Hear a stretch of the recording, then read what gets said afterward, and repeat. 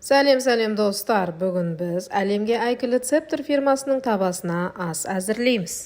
Видеоны соңына дейін көруге кеңес беремін.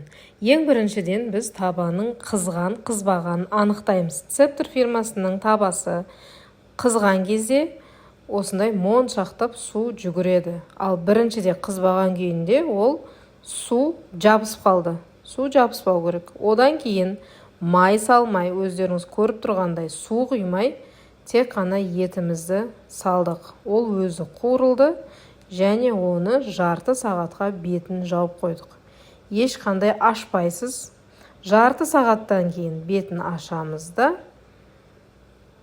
өзі пісіп қуырып жатқан етке бетіне керек салмасын саламыз. Және барлығын араластырып, тағы да 20 минутқа қойып қоясыз. Тамағыңыз дайын.